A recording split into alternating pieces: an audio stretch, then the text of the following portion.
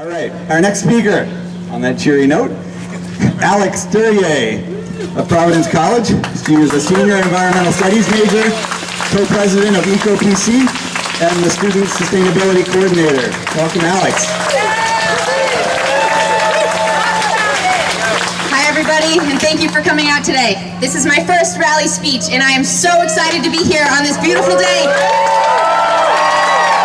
That also happens to be my birthday. I wouldn't want to be anywhere else. Environmental protection is not a political issue. It is a human issue. Nature is not going to wait for politics to sort themselves out. I want to stand up for our future and the longevity of human beings, animals, and plants because it is only fair to provide future generations with the same resources and the same quality of resources that we were all born with.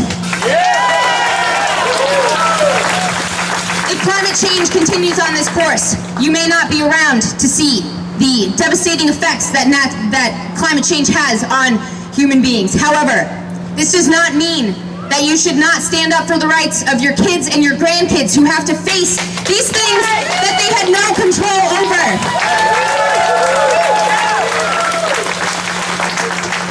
Millennials and those in future generations are going to have to face extreme weather and changing rainfall patterns, more heat-related diseases and deaths, beach closures due to toxic algal blooms, and melting ice, like the trillion-ton iceberg that just broke off Antarctica, the size of Delaware, one of the largest icebergs ever recorded.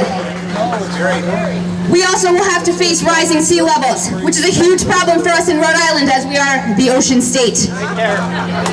Downtown Providence will be hugely affected by this problem, as will all coastline areas. And not only are human beings affected and human infrastructure affected by climate change, but so are animals and plants. We need to speak for those who can't speak for themselves.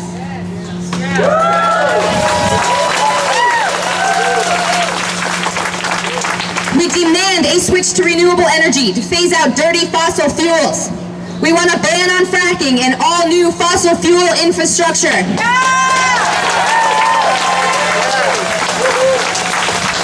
We want a tax on carbon to make polluters pay. The time to act is now. Thank you, birthday girl, Alex Darier. Happy birthday. Yes, she pointed out that sea level rise, which is one of the consequences of climate change is sea level rise. This float that we're standing in front of, 11 feet tall, indicates the possible sea level rise by 2100 here in Rhode Island. So imagine we're not quite at sea level here, but the river is, and 11 feet of extra water basically comes up to the second floor of most of the downtown buildings, including City Hall.